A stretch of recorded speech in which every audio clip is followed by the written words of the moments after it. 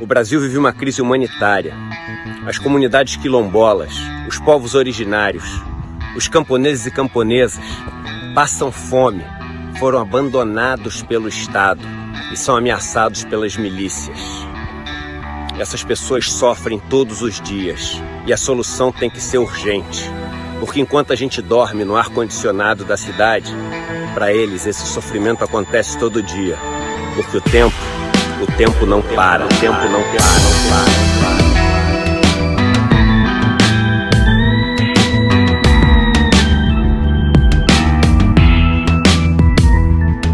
Sou forte, sou por acaso.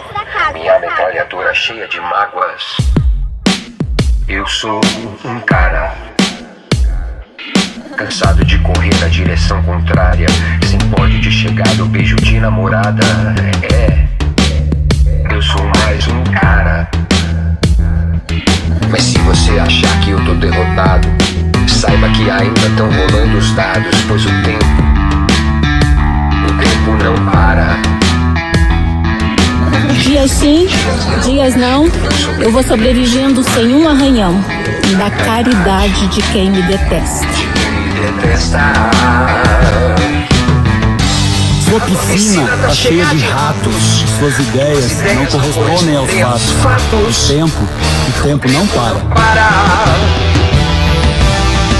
Eu vejo o futuro repetir o passado. Eu vejo um museu de grandes novidades. O tempo não para. O tempo não para. E isso é importante a juventude saber. Não para.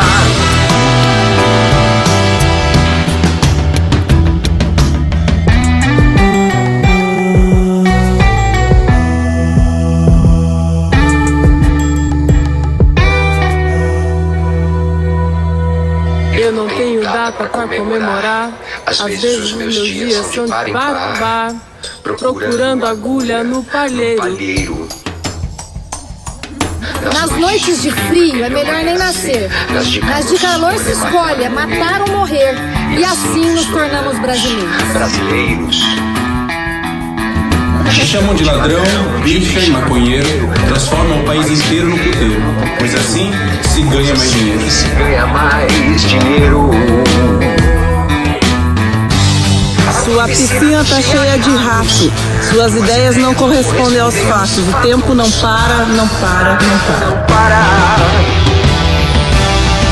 Eu vejo o futuro repetir o passado. Eu vejo um museu de grandes novidades. O tempo não para. O tempo não para. Não para. Não para.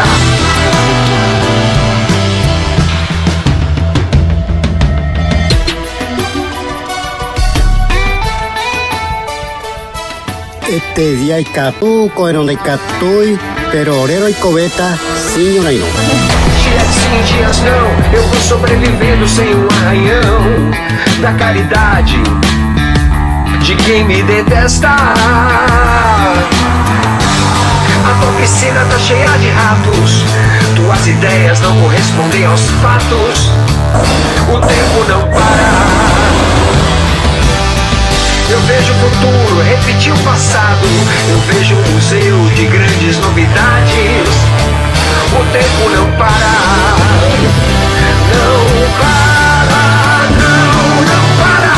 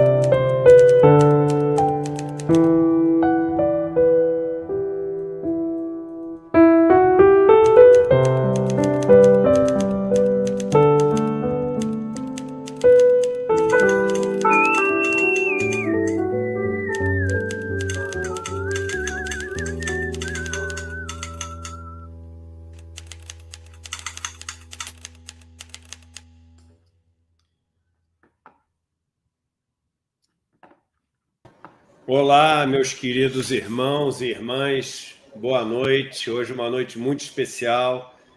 A gente vai receber um irmão querido, um homem público, enfim, uma pedra preciosa que a gente tem. República vem de coisa pública, que cuida realmente da coisa pública. E tão especial a gente começar com esse vídeo. Um vídeo, todas as imagens que eu fiz nas viagens pelos quilombos, nas viagens pelas aldeias, nas viagens pelos acampamentos, em casas onde eu estive, pessoas com quem eu estive. E essa música é uma música que sempre, quando eu estou sozinho nessas viagens, eu canto alto para botar para fora tudo que me devora em termos de pensamentos quando eu estou fazendo essas viagens. E aqui, o senador Fabiano Contarato, numa dessas viagens, e até está no meu livro novo, quando eu voltei de Dourados e fiz uma denúncia do que eu tinha visto, em menos de 15 minutos tocou o meu telefone, era o senador Fabiano Contarato perguntando o que ele podia fazer para ajudar, enfim, aquela situação absurda que eu tinha ali denunciado. Então, é um clipe muito forte. A gente pediu autorização, demorou 2 meses para fazer. A gente pediu autorização, a Lucinha Araújo, mãe do Cazuza, autorizou, a gravadora Warner autorizou, a gravadora do outro compositor, porque essa é uma coautoria do Cazuza com o Arnaldo Batista, também autorizou. Então, a gente agradece todo mundo que autorizou. Arnaldo Antunes. Não, acho que é Arnaldo Batista mesmo. Vê que eu acho que é Arnaldo Batista. Arnaldo Antunes é o do Titãs. Eu acho que é o Arnaldo Batista, se não me engano. Então, todos autorizaram e a gente agradece demais, sem cobrar nada, para a gente poder divulgar esse clipe. Então, é muito especial, é muito especial. E a gente queria começar hoje à noite com esse vídeo.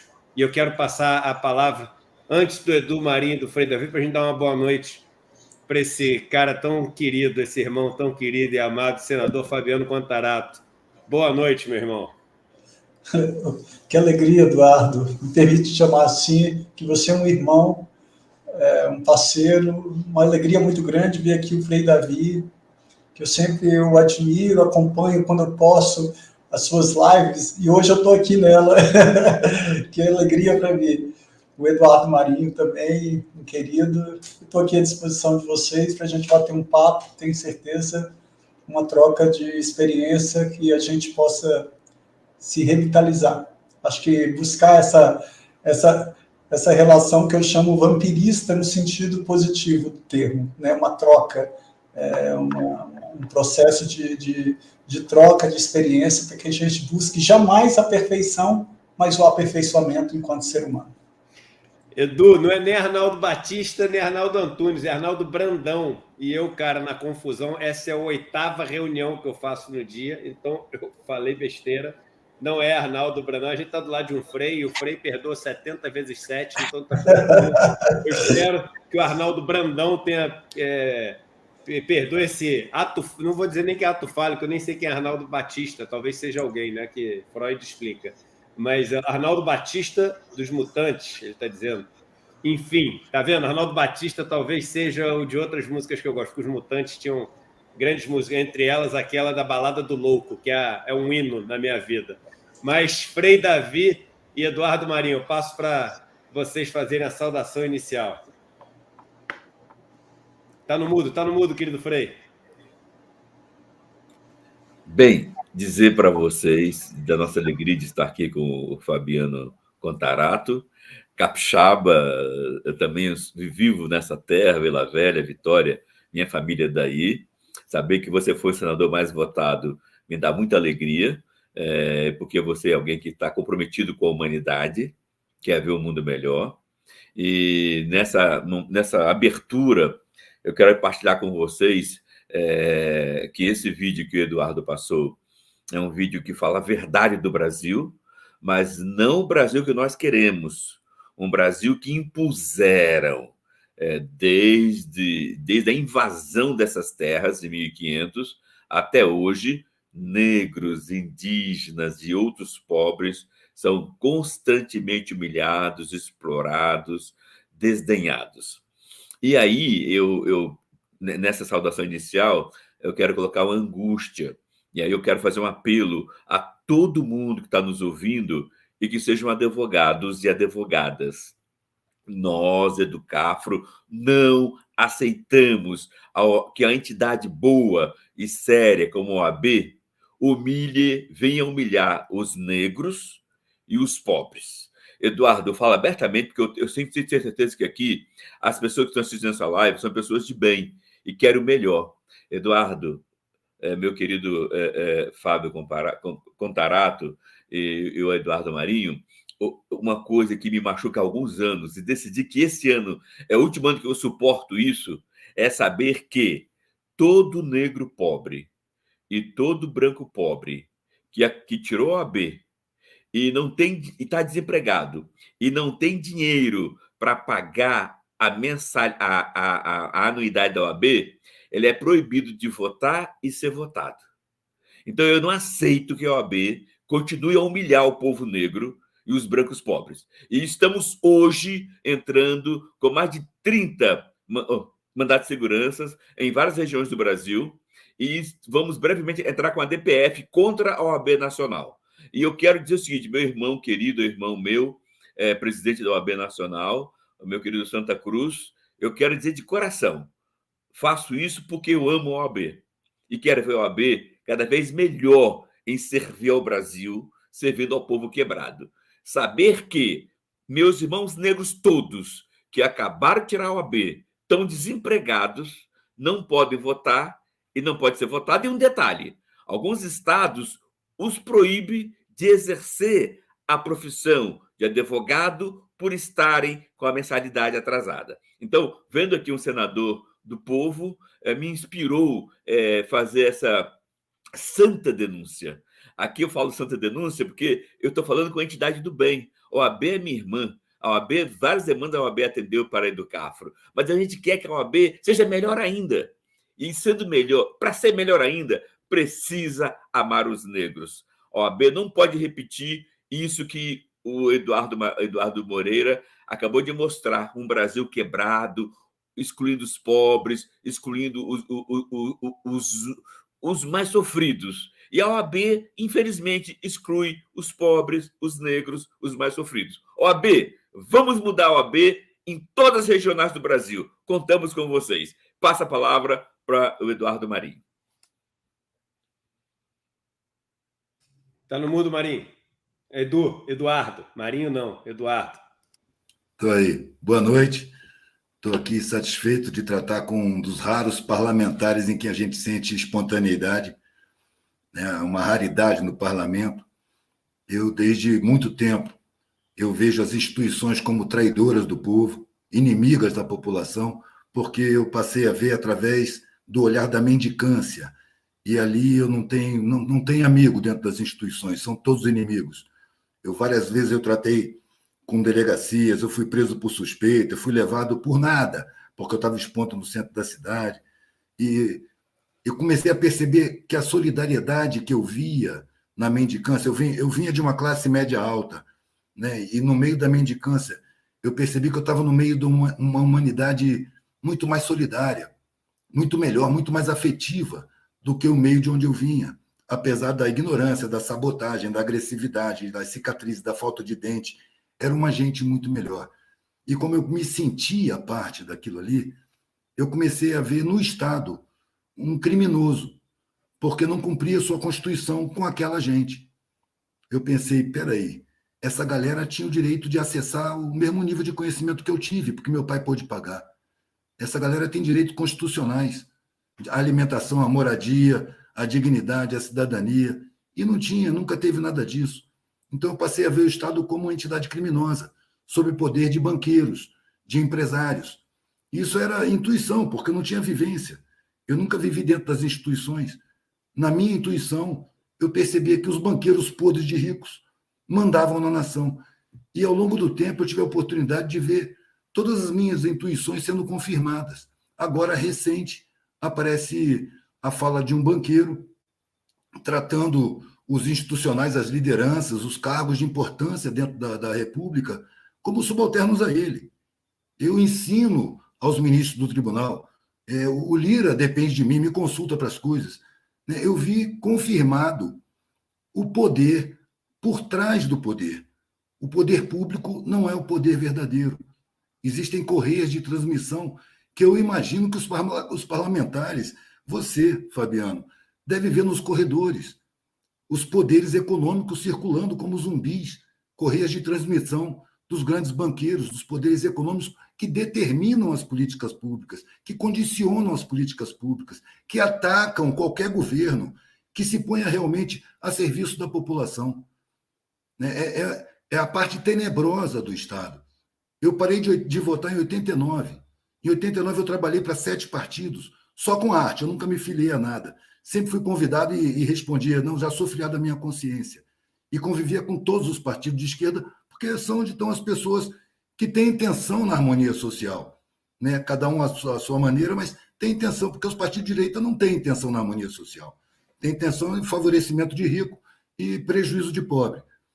Então, eu convivi com isso tudo. E naquela eleição eu percebi uma grande farsa. A democracia é uma farsa. Porque uma democracia só é possível com um povo instruído, alimentado, informado, com autoestima, confiança em si, senso crítico, consciente da realidade. E a estrutura do Estado parece que é formada para impedir que o povo tome consciência, que o povo se desenvolva, que o povo receba instrução, que o povo receba informação. As comunicações estão na mão de empresas privadas, que muito mais importante para essas empresas do que a verdade é o lucro. Então, elas não têm compromisso com a verdade. E a gente vive enganado, com a população enganada, sendo levada por pressões midiáticas, publicitárias e marqueteiras, sem condição de se defender. A minha pergunta é essa. Não é possível denunciar as forças econômicas impedindo o Estado de ser realmente público? Essa é a minha pergunta.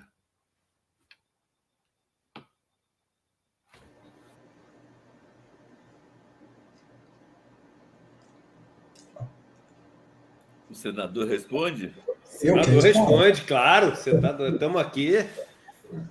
Bom, inicialmente eu quero agradecer a oportunidade de estar aqui mais uma vez. Falar para o Eduardo Marinho que durante 52 anos da minha vida eu permaneci omisso.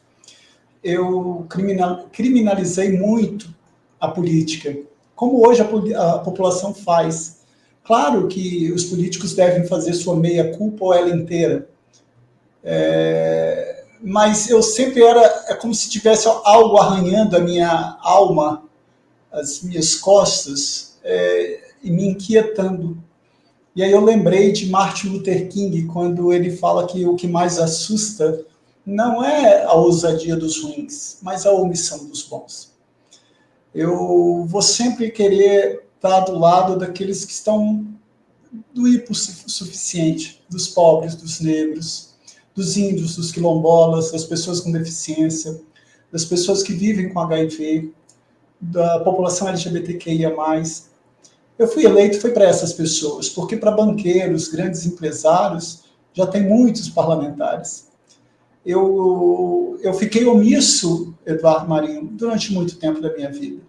Quando eu falei para minha família, eu tenho 2 missões na minha vida, que foi ser servidor público, como delegado de polícia, e ser professor no direito. 2 profissões extremamente preconceituosas, diga-se de passagem, porque ser delegado de polícia com o perfil que eu tenho, eu sempre percorri os presídios dentro do Estado do Espírito Santo para falar sobre a erradicação da tortura, explicar o que era a tortura, que os policiais estavam sujeitos a serem condenados pela prática de tortura ali. Eu sempre participei de movimentos junto com as mães que perderam seus filhos dentro do sistema viário, porque eu sempre entendi que o poder público, um dos princípios que rege a administração pública é a eficiência. Então, essa forma, quando as pessoas me abordavam para eu ser político, eu falava, pelo amor de Deus, isso não é para mim. E hoje eu faço uma verdadeira convocação. Hoje eu convoco todas as pessoas, homens, mulheres, negros, índios, quilombolas, LGBTQIA+, filiem-se em um partido.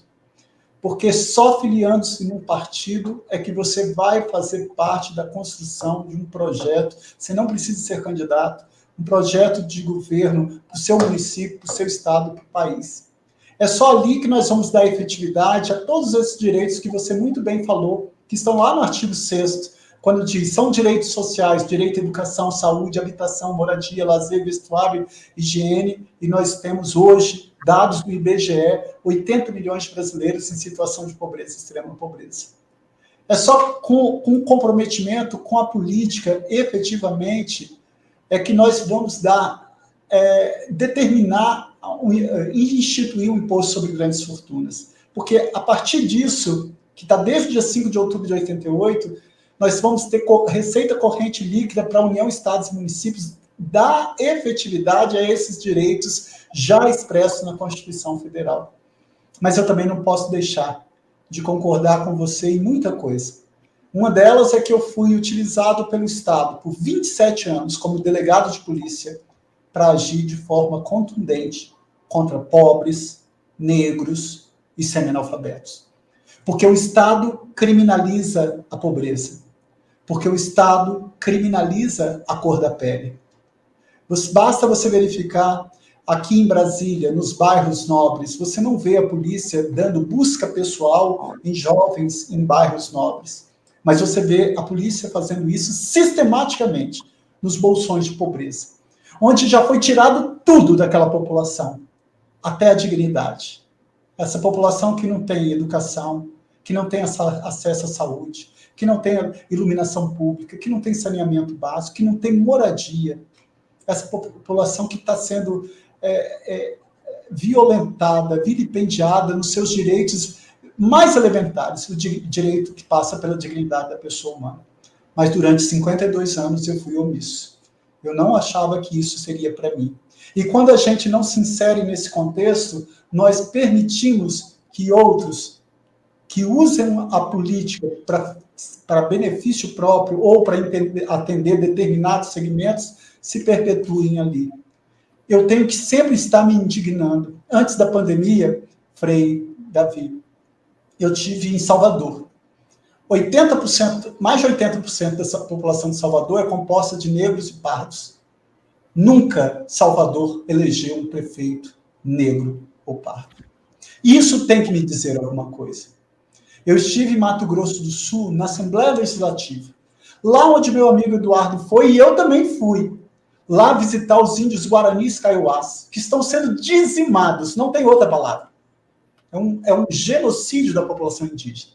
Eu tinha na Assembleia Legislativa, meu amigo Eduardo, de Mato Grosso do Sul, 24 deputados, nenhuma mulher. E isso tem que me dizer alguma coisa, porque se não me diz nada, qual é a qualidade de ser humano que eu estou sendo? Quando mais de 52% da população são de mulheres, quando se diz que o Congresso Nacional representa o povo, isso é uma grande falácia. O Congresso Nacional representa castas. Os policiais elegem um policial, ele luta pelos interesses daquela categoria. O latifúndio elege um fazendeiro, ele luta pelos interesses daquela categoria. Os médicos elegem um médico, ele luta pelos interesses daquela categoria. Agora, a grande massa da população brasileira, de pobres, desdentados, desvalidos, sem vez, sem voz, sem dignidade, sem nada, esses não têm representatividade nenhuma. Daí a minha verdadeira convocação para que as pessoas entrem no partido político. Busque aquele partido que mais você tem identidade ideológica, mas você tem que fazer parte, porque ser cidadão não é apenas viver em sociedade, mas é transformar essa sociedade. E o que eu estou fazendo para transformar essa sociedade brasileira num Brasil mais justo, fraterno, igualitário, inclusivo e plural? O que eu estou fazendo para dar vida a essa garantia constitucional de que todos somos iguais perante a lei? É essa pergunta que eu me faço diuturnamente. É essa pergunta que eu busco responder todos os dias. Jamais buscando a perfeição, mas o aperfeiçoamento enquanto ser humano. Qual é a digital que eu vou deixar para o país? Qual é o exemplo de homem, de pai, de filho, de amigo, de ser humano que eu vou deixar para o Brasil? É isso que eu quero. Eu não quero cargos, status, funções. tratados, filósofos, sábios. Eu já tenho a minha loucura e levanto-a como uma chama a arder na noite escura, como diria o poeta lá, José Régio, que foi um poeta português que eu amo. Eu acho que é necessário que a gente tenha essa plena convicção do direito de cidadania. A gente tem que acreditar. Eu estou aqui igual, me perdoe a comparação, mas igual aquele incêndio na floresta, como aquele beija-flor que foi repreendido, com o biquinho pegando lá a água para apagar o incêndio. Sendo repreendido por muitos, mas não posso abrir mão da minha convicção, da minha coragem de lutar, continuar, seguir e mudar esse país. Eu tenho fé em Deus que isso nós vamos conseguir. Eu tenho fé em Deus que esse governo vai passar. Já era para ter passado. No primeiro ano dele, ele já era para ter sofrido impeachment. Não tenho dúvida disso. Mas nós vamos estar aqui lutando. E eu, assim como o presidente gosta de usar o hino, eu também digo, verás que um filho teu não foge à luta. Eu estarei aqui com muita coragem e determinação lutando para esse Brasil melhor. Frei? Nós percebemos, meu irmão Fábio Contarato, que o desafio cresce a cada dia. A despolitização do jovem pode ser mais uma estratégia do poder, a juventude desinteressada por política e inconscientemente entregando a política aos mesmos, aqueles que usam e abusam do dinheiro público, usam e abusam do povo, e aqueles que desmontam qualquer possibilidade de melhorar o Brasil. Por exemplo, com a Educafro e várias entidades, entramos no Tribunal Superior Eleitoral exigindo que a verba eleitoral fosse dividida igualmente para brancos e negros, porque provamos ao Tribunal Superior Eleitoral que os partidos, ao longo das últimas 5 eleições, investiram só em brancos e nos mesmos. E, depois de muito custo, conseguimos vencer. E o Tribunal Superior Eleitoral nos deu a vitória, mas mandou que a lei fosse aplicada em 2022. A Educafro e outras entidades falou, não. Se é injusto, a injustiça já começou.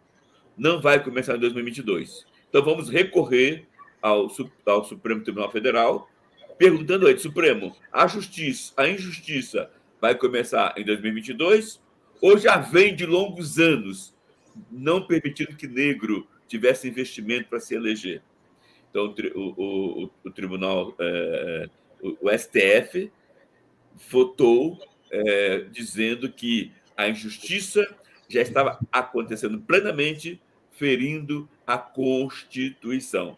E, consequentemente, os partidos, em 2020, eram obrigados a já repartir a verba eleitoral entre brancos e negros. E aí, Contarato, como é que você viu esse absurdo que nós detectamos? Ou seja, os donos dos partidos pegaram suas mulheres com seus sobrenomes, pegaram suas filhas com seus sobrenomes, pegaram suas primas com seus sobrenomes e colocaram nas candidatas e desviaram o dinheiro das mulheres ou para aquele grupo. E enquanto a negro, pegaram uma pessoa negra, colocaram dinheiro nela, mas ao mesmo tempo a pessoa tinha dobradinha com os donos dos partidos. Com isso, o dinheiro voltava para os mesmos. Como é que você, meu irmão Fábio, meu irmão Eduardo Moreira e meu irmão Eduardo Marinho estão vendo essa dificuldade do povo pobre conseguir fazer com que o direito da mulher e o direito do negro de ter investimento financeiro e ter espaço na política, no Brasil, continua sendo perseguido esse direito, perseguido pelos donos do poder político, deputados e senadores. Como é que vocês estão vendo isso? Olha, os donos do poder não têm a menor intenção. Não tem intenção nesses progressos. Não existe. E, inclusive, eu quero deixar claro que o meu trabalho é altamente político e não é partidário. A política não é prisioneira dos partidos. A política eu faço na rua, nas calçadas, porque eu desisti da política institucional. Eu parti para a conscientização. Eu sei que eu não vou colher os frutos, eu só quero colocar minha vida nesse sentido. Eu não vou ver o mundo justo, não vou ver a sociedade justa, não vai dar tempo. Esses processos são lentos, levam gerações, mas eu quero participar desse processo. Eu quero ter a minha vida produtiva nesse sentido. Eu quero ajudar a empurrar o caminhão no sentido de uma sociedade humana, justa, uma sociedade onde o poder econômico não esteja acima da vida, não esteja acima do equilíbrio ecológico, não esteja acima de tudo, como está agora. As correias de transmissão estão dentro do parlamento, estão segurando a existência desse troço chamado Centrão, que é claro para todo mundo que é uma rapaziada que está mais pela conveniência do que pela consciência. Vai para onde está o dinheiro, vai para onde está o interesse. Se vende, se contradiz, não tem o menor pudor. E isso é aceito como natural, dentro disso que, entre aspas, eu chamo de política, porque isso não é a política de verdade. Isso é encenação, isso é o teatro de marionetes. A mão dos que manipulam os fantoches não aparece. Os holofotes não se viram para o mercado financeiro. Inclusive, se coloca a existência da corrupção simplesmente dentro da política partidária, onde estão os corruptos, não os corruptores. Onde estão os corruptores? Que nunca aparecem nos holofotes. Os corruptores estão controlando os holofotes. São os mesmos banqueiros que têm as suas pressões intra-assembleias dentro do poder político, que controlam também a mídia, que controlam a opinião pública, que controlam o modelo de educação que é focado no mercado e não na formação de pessoas realmente humanas para integrarem uma sociedade que tem como objetivo a harmonia social. A harmonia social é subversivo para essa galera. Não interessa que as coisas funcionem, não interessa respeitar a sexualidade das pessoas, não interessa empoderar o feminino dentro da sua necessidade de equilíbrio social, é equilibrar o feminino e o masculino. Isso não tem nada a ver com sexualidade. Isso é energia. O feminino e o masculino estão desequilibrados. E a intenção dos poderes verdadeiros é manter o desequilíbrio, porque eles usufruem disso, usufruem da miséria, usufruem do sofrimento da população. Então, o que a gente vê é um teatro mudando onde não consegue deixar de mudar. Muito aos poucos, com forças de baixo, brigando muito para conseguir pequenas mudanças. E dentro dos parlamentos, o que eu vejo são os Dom Quixotes, que têm realmente boas intenções, mas estão brigando contra moinhos. Não tem espaço para mudanças verdadeiras. O trabalho dessas exceções é muito mais trazer as informações dos parlamentos a público do que realmente exercer pressão, porque a pressão ali é muito mais econômica do que pessoal. Ali vale muito mais a conveniência do que a consciência. Então, aqueles que se regem pela consciência ficam solitários, ficam sabotados, ficam vilipendiados, sem poder para chegar junto da estrutura social e mudar alguma coisa, porque o problema é estrutural, não é político. É a estrutura social que permite que seja eleito um sujeito como esse, que está eleito cometendo crime todo dia. E não é derrubado por quê? Quais são as forças que sustentam esse sujeito onde ele está? Se a presidente anterior foi derrubada sem crime nenhum, se o ex-presidente, que era candidato majoritário, foi preso sem provas, que forças amordaçaram o Supremo Tribunal? Que forças agem dentro dos poderes públicos para que tudo aconteça assim de forma tão descarada? Eu acho que essas pessoas que estão agora ocupando os cargos públicos estão revelando o que é o poder público. Porque essas pessoas não têm condição de administrar um condomínio, quanto mais um ministério, quanto mais um país. Não tem condição psíquica, não tem condição moral, não tem condição organizativa. Mas estão lá e não caem. Por quê? Porque o mercado está sendo servido. Quando o cara se vê ameaçado e fala, vou privatizar a Petrobras. Opa, segura aí mais um tempinho aí, que privatizar a Petrobras a gente quer. Essas forças têm que vir à tona. Porque não são os eleitos que realmente resolvem as políticas públicas. São as forças do mercado econômico-financeiro. É isso que não se percebe. As mesmas forças que controlam a mídia, que fazem a cabeça da população, que invadem as redes sociais com milhões de disparos falsos através de WhatsApp, essas redes novas aí. São essas forças econômicas que comandam o país. E não são as nacionais são cúmplices.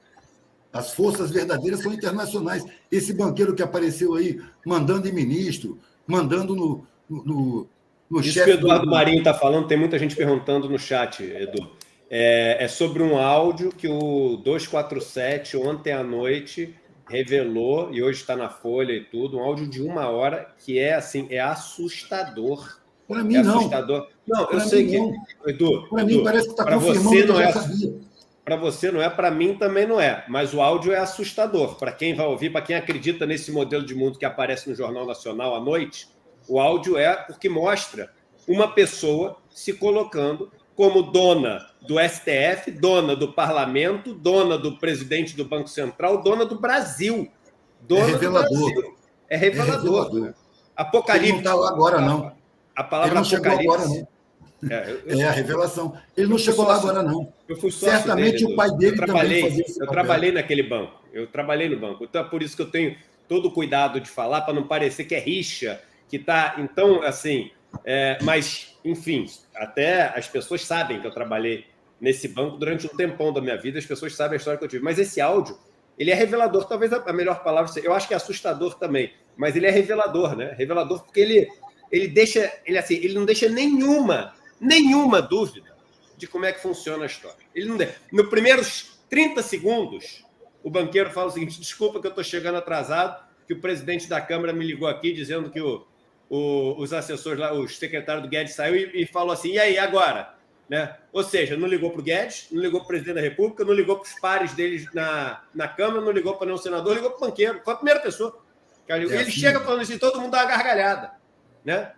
Então, esse áudio ele é ultra revelador. Eu, assim, fico impressionado como pouquíssimas lideranças políticas comentaram isso. Não é que eu fico impressionado, eu entendo o motivo. Mas, assim, caramba, ninguém vai falar nada. A grande mídia não deu também o negócio.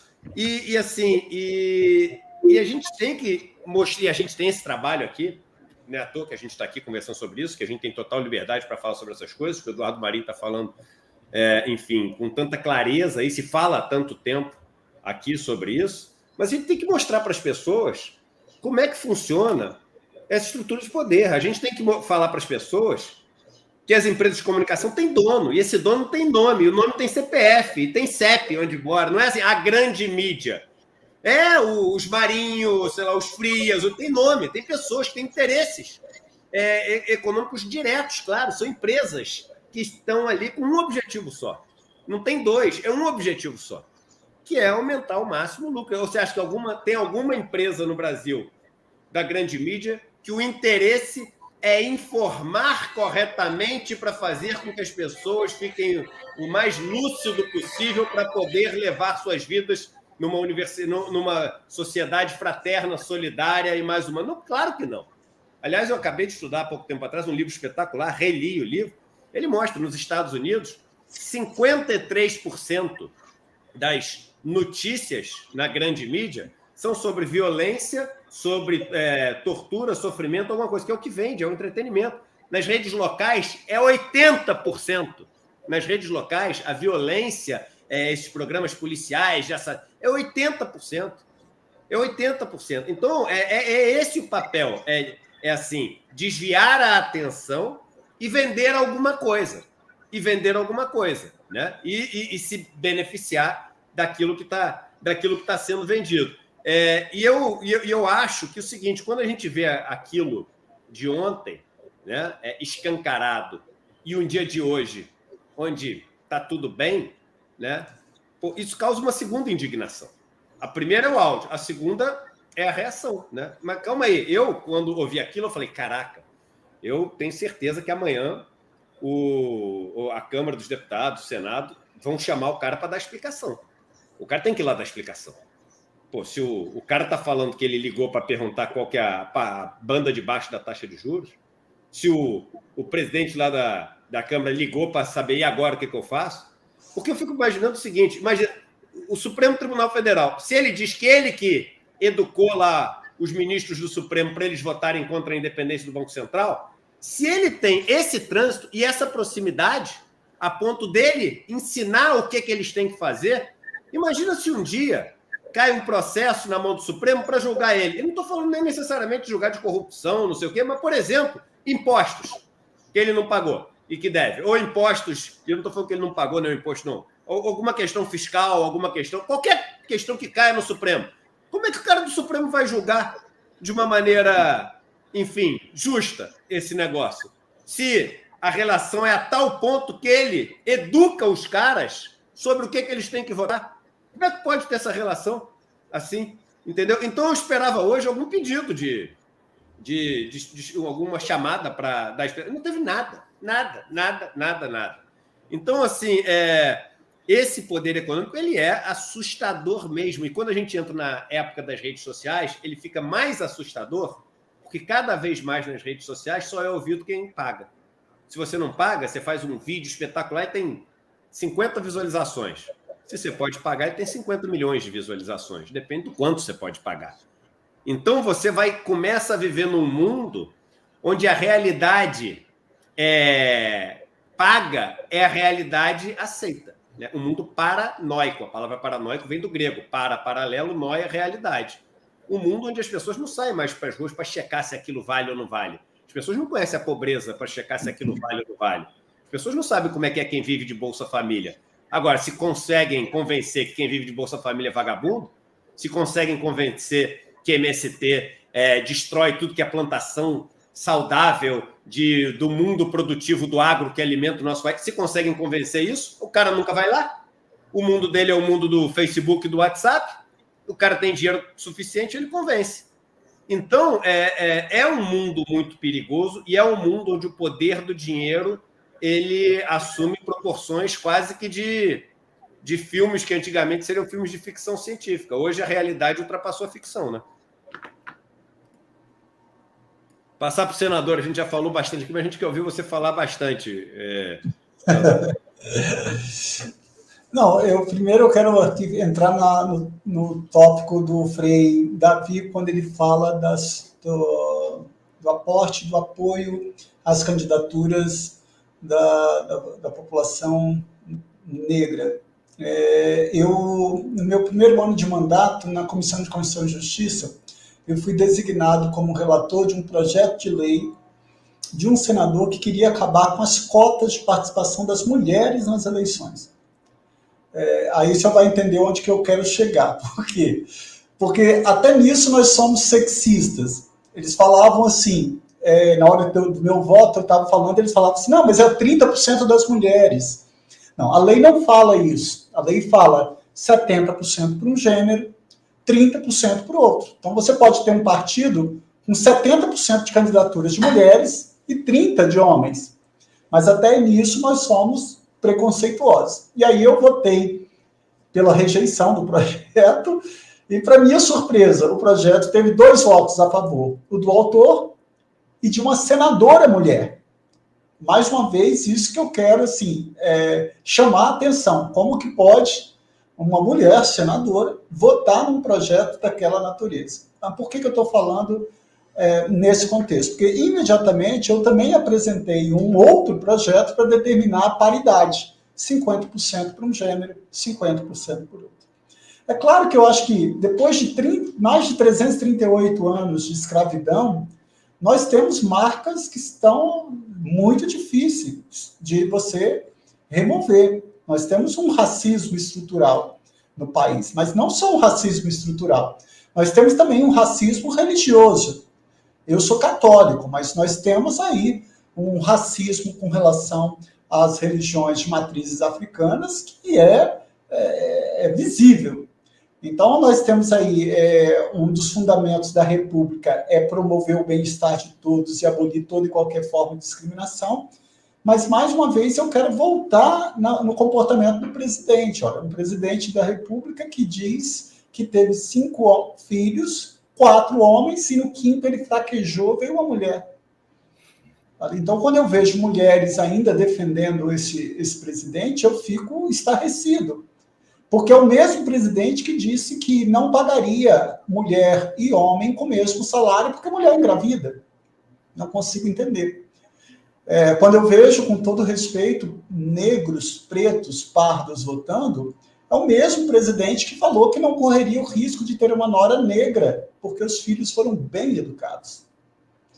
Que índios vivem feito animais em zoológicos, cercados, que eles estão quase humanizados iguais a gente. Então, é esse o nível que nós temos, mas isso tudo tem muito peso, porque não é qualquer pessoa falando. É o presidente da República que dá legitimidade para essas pessoas continuarem nesse tipo de comportamento. É o mesmo presidente que também é homofóbico, quando ele fala, olha, eu preferia ver um filho morto do que um filho gay. Ou, se você tiver um vizinho gay, o seu imóvel desvaloriza. Então, são falas que são muito fortes e que a gente tem que estar tendo essa postura de ter uma reação, de não achar que isso é uma brincadeira. Não é brincadeira. Não se brinca com isso. Não se brinca com a cor da pele de ninguém. Não se brinca com a orientação sexual de ninguém. Não se brinca com o gênero de ninguém. Então, é muito grave isso que vem acontecendo e que nós estamos aí tendo. Confesso que, quando o Eduardo Marinho faz a crítica, ela é plausível, claro. Mais de 130 pedidos de impeachment centralizados na mão do presidente da Câmara, que o anterior sentou em cima e depois ficou querendo atacar, entre aspas, mas que o da agora também nada fez. Agora, eu acho que nós tínhamos que ter mecanismos para que pudesse dar um outro problema grave com a Procuradoria-Geral da República, que é a única pessoa no país que tem o poder de denunciar o presidente, que também não é escolha pela lista tríplice, que é uma PEC que eu apresentei. Porque de todos os ministérios públicos, o único que não é escolhido por lista tríplice é justamente aquele que detém o poder de denunciar o presidente da República. Você viu que, recentemente, eu até que ofereci uma representação criminal contra o presidente por prevaricação no contrato da Covaxin, quando ele foi alertado das irregularidades e nada fez, então ele prevaricou e a Procuradoria da República pediu o arquivamento, o ministro mandou devolver, falando que não, tem que instaurar. Agora, recentemente, a Procuradora da República falou que não tinha infração de medida sanitária preventiva quando ele não usa máscara, distanciamento social. A ministra Rosa Weber mandou devolver também. Então, esse ataque está ali e o Supremo está tendo essa função como guardião da Constituição Federal, que deve ser. Com relação à fala do vídeo, do áudio que foi divulgado, eu reputo também da mesma gravidade que o Eduardo.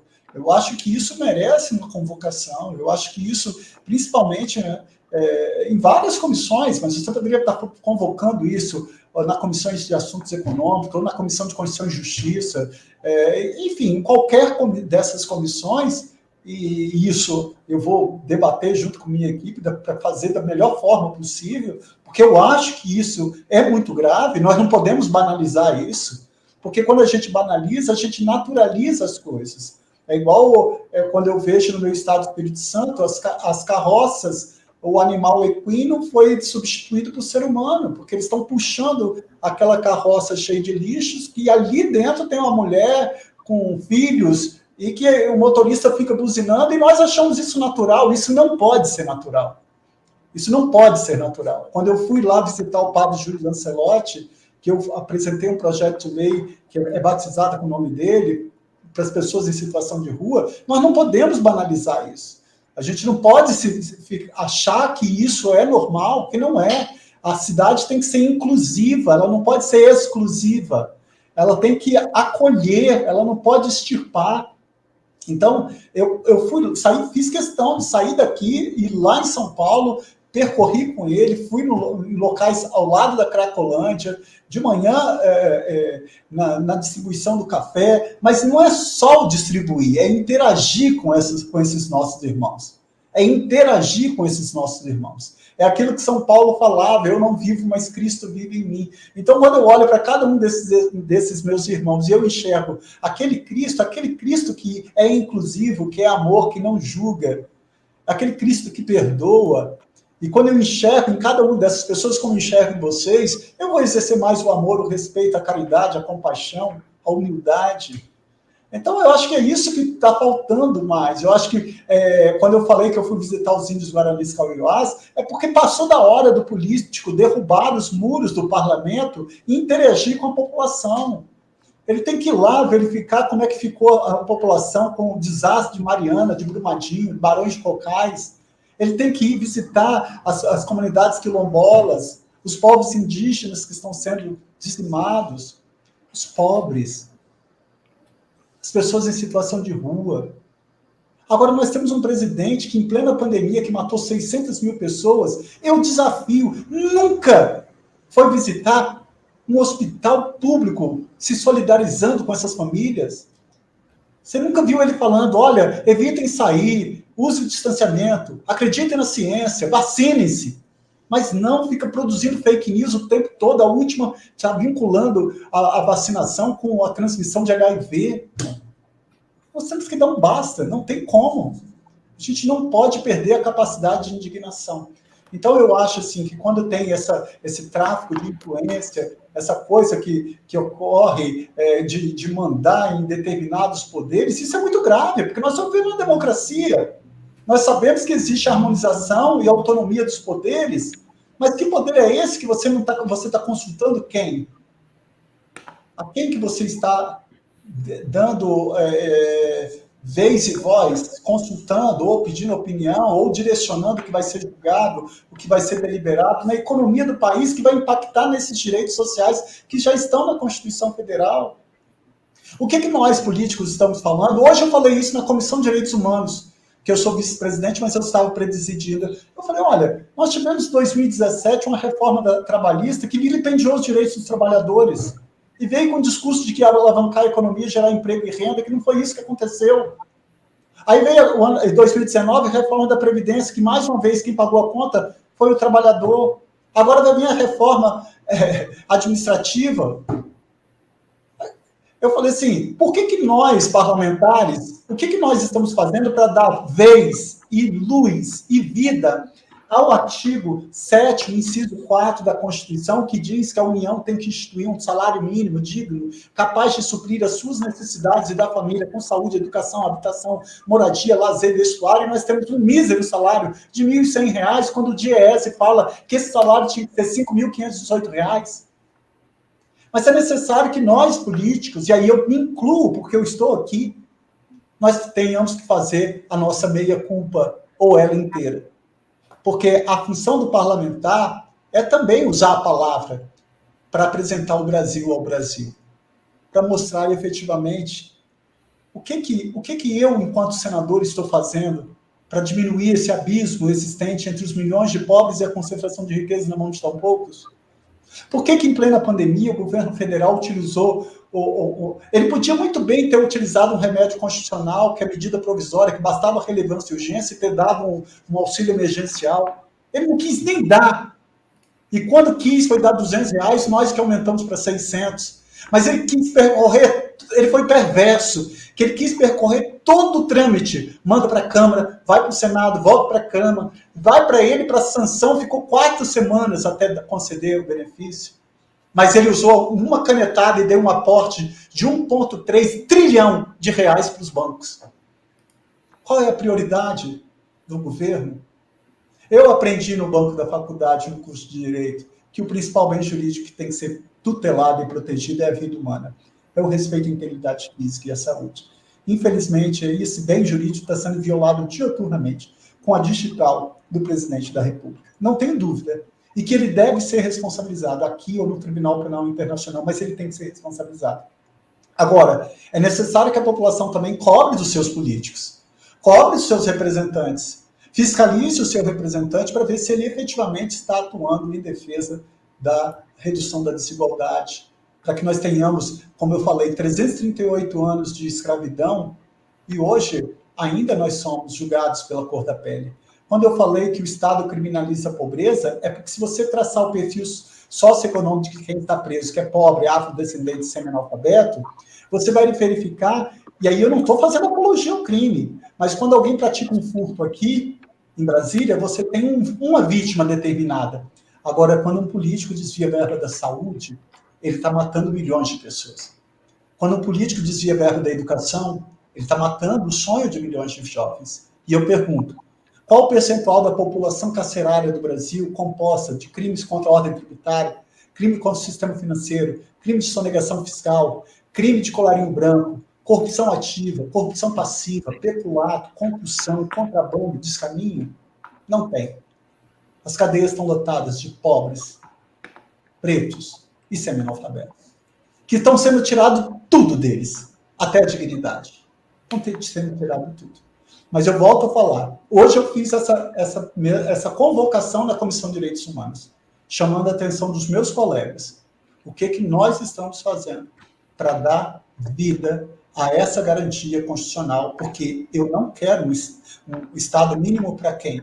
Eu quero um Estado com E maiúsculo, um Estado que garanta a todos o direito de ter uma vida digna. E essa vida digna passa por acesso à educação pública de qualidade, à saúde pública de qualidade, geração de emprego e renda, uma tributação verde, instituir imposto sobre grandes fortunas, estimular o primeiro emprego.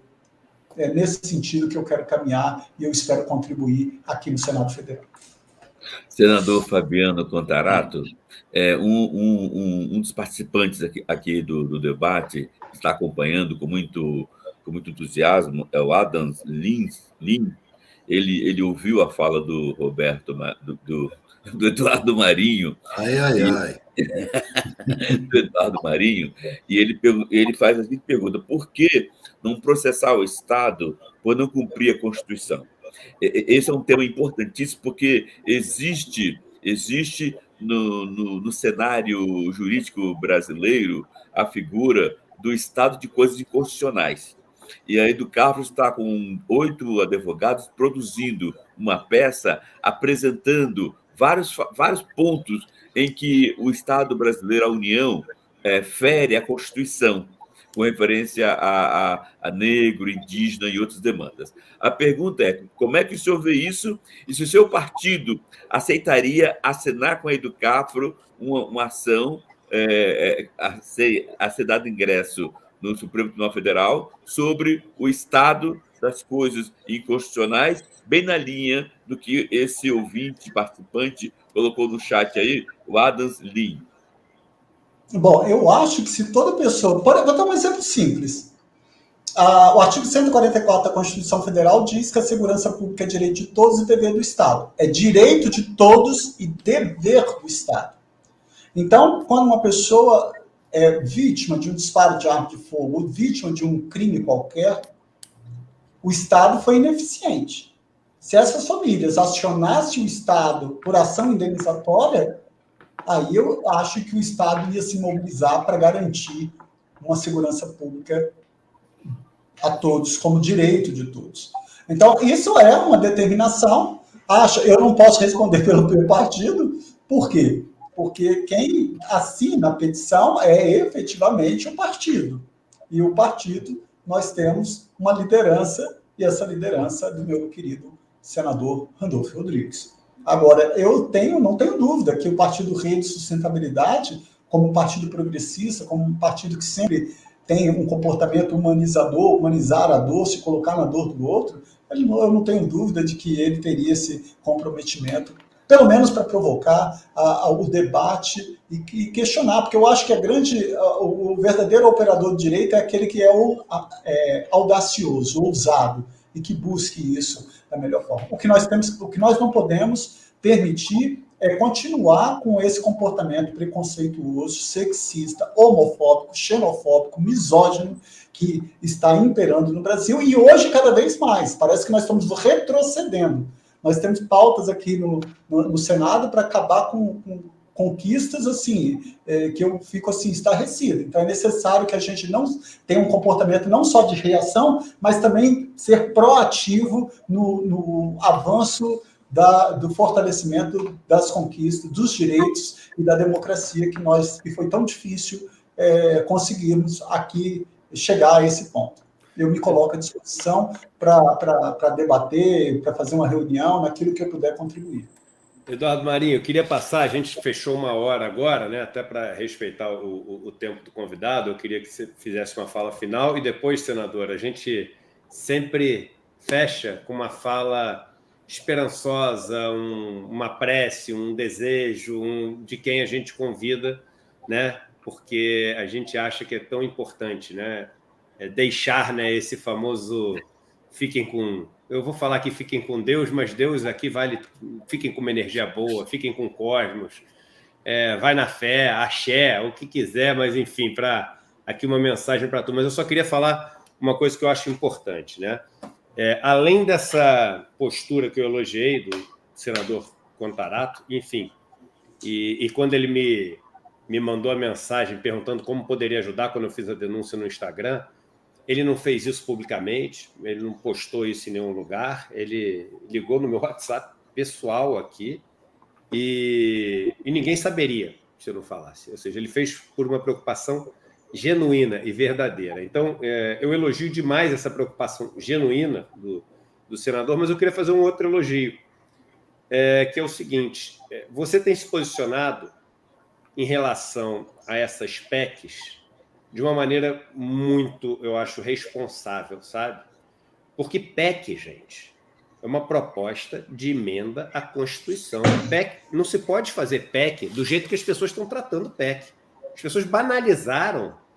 Uma PEC é igualzinho você construir um pedacinho de uma nova Constituição. E uma Constituição, para ser escrita, ela precisa da sociedade inteira estar debatendo, precisa de vários especialistas a favor e contra serem ouvidos, precisa das pessoas saberem do que está acontecendo. As PECs, elas estão sendo discutidas em meia dúzia de semana e passando na calada da noite todas. Então isso é um absurdo. Eu não estou nem analisando o mérito das PECs, eu estou analisando um passo antes. As coisas estão sendo feitas assim de uma maneira que beira o absurdo, e você tem se posicionado de uma maneira super responsável em relação a isso, dando para as propostas de emenda à Constituição a importância que uma proposta de emenda à Constituição, porque hoje em dia virou o seguinte, o que está na Constituição a gente não cumpre, e o que for dando tempo de mudar, a gente muda. Então, o que ainda está lá, a gente não cumpre, né? E a gente vai mudando o que dá para mudar. Mas como mudar a Constituição? É um negócio que é super... Não, mas tudo bem, vai fazendo, vota à noite, madrugada, bota hoje para começar, daqui a 3 semanas a gente já vota, entendeu?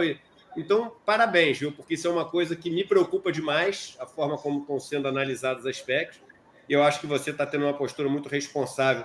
Não está tendo, porque muita gente vê isso, calma aí, mas isso é uma chance, uma oportunidade de também mudar coisa a nosso favor. Não pode, nunca pode ser feito assim, entendeu? Mas calma aí que a gente pode usar para a gente também. Não é. Você não pode fazer assim, porque o que você acha hoje que vai se dar bem na história, amanhã é o que pode ser usado para te dar a maior de todas as rasteiras, entendeu? As coisas, elas são de um jeito porque tem um motivo. Então, eu acho que PEC é uma coisa super importante e a gente está pisando na bola em termos de como estão sendo tratadas. Edu Marinho, eu passo para você e depois pode passar direto para o senador. Eu já deixo aqui a minha gratidão enorme e o meu carinho enorme pelo senador. Eu vou tentar ser rápido. Eu não acredito que está havendo um retrocesso, entendeu? Essas leis que foram conseguidas com muito suor e sangue, que realmente são leis progressistas, né, a respeito das pessoas de diversas sexualidades, a respeito da mulher, né? Mas é aquela coisa, na falta de educação que mereça o nome, essas coisas não são tratadas, as crianças não são formadas para respeitar as pessoas, né? Elas são formadas para se enquadrar numa sociedade com valores rígidos. As crianças não recebem a ideia de que uma pessoa vale pelo seu sentimento, pelo seu caráter, pelo seu pensamento, pela sua atitude dentro do coletivo, e não importa a sexualidade da pessoa, isso não tem a menor importância, mas na educação não tem isso. Então, quando se consegue passar uma lei dessa, essa é uma lei educativa. A homofobia não diminuiu, o machismo não diminuiu, o escravismo não diminuiu, a lei estava cumprindo um papel educativo. À medida que pessoas vão sendo punidas por cometerem esses crimes, isso vai começando a educar a sociedade, já que a educação não educa. Entendeu? Então, essas leis foram derrubadas, não no sentido do retrocesso, mas para impedir o avanço que essas leis significariam ao longo do tempo, porque elas passariam a ser elementos de educação dentro da sociedade. Aí é preciso lembrar que essa herança de mentalidade escravista, ela está aí porque os herdeiros dos escravistas são quem comandam a sociedade. São eles que determinam os valores sociais, são eles que educam os ministros do Supremo, são eles que educam os economistas oficiais. Educam entre aspas. São os mesmos escravistas. É preciso que isso venha à tona, é preciso que isso se esclareça. E eu acho que nós estamos em tempo de esclarecimento, independente da sabotagem institucional da educação. Quando eu vejo gente na rua igual lixo, como eu já fui, cansei de dormir em papelão, eu vejo isso como uma prova de que o Estado é entidade criminosa. Quando eu vejo gente com fome, eu vejo isso como uma prova de que o Estado é entidade criminosa. A maior entidade criminosa em território nacional é o próprio Estado, que não cumpre a sua lei máxima nos direitos básicos da população. Isso orquestrado no sentido de impedir que se forme uma democracia real. Instituição democrática não faz democracia. O que faz democracia é um povo com direitos, um povo com autoestima, com instrução, com informação, com senso crítico. E isso, a estrutura social é formada para impedir de acontecer. As comunicações são colocadas na mão das empresas para alienar, para superficializar a mentalidade, para impedir a tomada de consciência. Então, já que nós não temos as comunicações nesse papel, já que nós não temos a educação nesse papel, então a gente usa outros mecanismos. Eu falei, eu vou botar meu trabalho na rua. É na rua que eu vou fazer meu trabalho de conscientização. Todo o meu trabalho é centrado nos problemas sociais, sem nenhuma ambição de poder. Estou trabalhando nas gerações que vêm, e nas outras, porque antes de mim, muita gente já veio para esclarecer. Trabalhou, viveu e morreu nesse sentido. Eu quero viver e morrer nesse sentido, ainda que eu saiba que eu não vou ver a sociedade justa, pelo menos não no tempo da minha vida. Então, é isso que eu penso, que é preciso trazer à tona todas as podridões que o Estado tem nos seus mecanismos internos. O lobby, a pressão econômica, as consciências vendidas, os grupos de políticos que têm tudo menos de políticos. Então, pela sua conveniência, são dominantes. Inclusive, esse banqueiro que veio à tona como dono do Brasil, para mim é um subalterno do mercado financeiro, senão ele não vinha à tona. Ele é cúmplice de uma elite internacional que tinha, nesse golpe de Estado aqui, o interesse de demolir a estrutura industrial do Brasil. Sempre houve o medo de que o Brasil fizesse frente à potência do Norte. Sempre houve um trabalho para manter o país subdesenvolvido, o povo ignorante. E a elite local é correia de transmissão desse desejo externo de manter o Brasil exportador de matéria-prima e não de tecnologia. Basta ver que mais de 90% do investimento na ciência e tecnologia foi cortado. É para manter o país subalterno. E os que estão no governo hoje, nos cargos de mando, estão fazendo exatamente esse processo. A Lava Jato foi dominada, inclusive, pelos poderes do Departamento de Estado dos Estados Unidos. A vinda do pessoal do FBI para cá, sem nenhum contato institucional, diretamente para Curitiba, para participar das investigações. Isso aí é uma demonstração de que há uma estrutura internacional comandando essa bagunça que está aqui agora. E a gente dispersar a atenção para essa marionete mora aí, que comete crime todo dia, ele centraliza os holofotes, enquanto as coisas acontecem nos subterrâneos, sem que venha à tona, sem que ninguém fale nada. É preciso perceber o que acontece nas sombras, não sob os holofotes. Os holofotes estão aí para dispersar a atenção da gente, para a gente brigar uns contra os outros, pró ou contra esse incapaz que está aí na presidência da República e que não manda nada, está na cara que não manda nada. Assim como os presidentes de Câmara e Senado também não mandam grandes coisas, estão subalternizados por poderes econômicos. Isso é uma evidência. É preciso vir à tona, é preciso que se denuncie isso, para parar de se acreditar que realmente isso aqui é uma democracia. É isso, mano. Não queria me estender muito, mas é isso. Bom, eu queria agradecer o convite do Eduardo. Um prazer estar aqui com você, Eduardo Marinho, o Frei Davi, mas eu também queria fazer uma reflexão em cima da própria mais de 600 mil brasileiros que perderam a vida. Né? Quanto que vale uma vida humana? Quanto que vale a vida de um jovem, de uma mãe, de um pai, de um tio, de um sobrinho, de uma cunhada, de um cunhado, de um avô? Essa pandemia faz a gente refletir muita coisa. E eu volto a falar, eu sou católico, tenho muito orgulho disso, mas eu gosto de usar uma frase, Frei Davi, que diz que a minha religião é o amor e o meu Deus é o outro. É isso que eu quero sempre, é isso que eu vou tentar defender sempre. Eu sei que os tempos são difíceis, mas eu não posso perder a esperança. Eu não posso me nutrir com a vontade e a garra de lutar por um Brasil mais justo. Pode ser utópico, pode ser que eu não alcance, pode ser que meus filhos não alcancem, pode ser, mas eu não quero desistir, e eu não quero, não posso e não vou desistir. Eu vou estar sempre morrendo, lutando, defendendo a democracia. Eu vou estar sempre lutando esse estado ideal de que todos somos iguais perante a lei. E nessa casa aqui do Congresso Nacional, principalmente no Senado, é uma casa de vaidades. Aliás, eu acho que uma das melhores virtudes no ser humano é a humildade. E um dos piores pecados, para mim, é a vaidade. Aqui é uma casa de vaidades.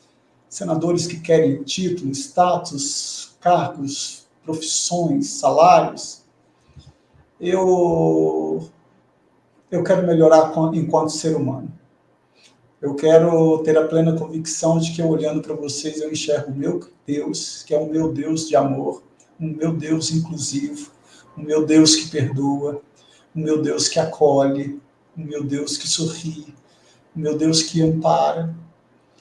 E volto a falar, eu fui eleito foi para essas pessoas. Eu fui eleito para os pobres, eu fui eleito para os negros, para os índios, para os quilombolas, para as mulheres, para as pessoas com deficiência, para a população LGBTQIA+. E a minha formação é no direito. E nós tivemos um ministro da Educação desse governo que chegou ao ponto de querer tirar verbas dos cursos de filosofia, sociologia e antropologia com o discurso de que esses cursos não dariam retorno. E eu falo para vocês, eu não seria nada, absolutamente nada, se eu não tivesse feito leituras que passam pelos pensadores, por Hobbes, Locke, Rousseau, Maquiavel, Michel Foucault. Eu não seria nada se eu não tivesse lido vários filósofos, sociólogos, antropólogos. Então, eu quero só deixar para vocês uma mensagem que fala, que para mim é muito significativo. Aqui quem está falando não é o senador, é o Fabiano Contarato, é o amigo, é o irmão em Cristo com vocês. E que eu quero falar para vocês um poema de uma pessoa que eu gosto muito, que é do Mário Quintana, que ele fala justamente sobre o tempo. E eu quero falar esse poema porque ele que me motiva e ele que me faz com que eu seja reflexivo para não me deixar contaminar com essas vaidades, com esses cargos, status. Porque essa vida é muito curta. Essa vida é efêmera. E o que nós estamos fazendo para mudar isso? E aí eu mando e dedico a vocês o tempo de Mário Quintana. A vida são deveres que nós trouxemos para fazer em casa. Quando se vê, já são 6 horas. Quando se vê, já é sexta-feira. Quando se vê, já é Natal. Quando se vê, já terminou o ano. Quando se vê, já não sabemos mais por onde andam os nossos amigos. Quando se vê, perdemos o amor da nossa vida. Quando se vê, já passaram 50 anos. Agora é tarde demais para ser reprovado. Se me fosse dado um dia uma oportunidade, eu nem olhava o relógio. Eu seguiria em frente, iria, jogando pelo caminho, a casaca dourada e inútil das horas. Eu seguraria todos os meus amigos, que já não sei onde, como estão, e diria: vocês são extremamente importantes para mim. Eu seguraria o meu amor, que está há muito à minha frente, e diria: eu te amo. Dessa forma eu digo: não deixe de fazer algo que goste, devido à falta de tempo. Não deixe de estar com quem você ama ou de fazer algo por puro medo de ser feliz. A única falta que será desse tempo, que infelizmente não voltará mais. Podem contar comigo, eu tenho muito orgulho de vocês e humildemente eu quero fazer uma declaração. Eu amo vocês. Sabe por quê? Porque eu amo o ser humano, porque eu entendo que todos vocês, todos nós, somos a materialização daquilo que eu acredito que é Deus. Muito obrigado. Um beijo, meu irmão. Beijo. Boa noite. Valeu. Tchau. Valeu.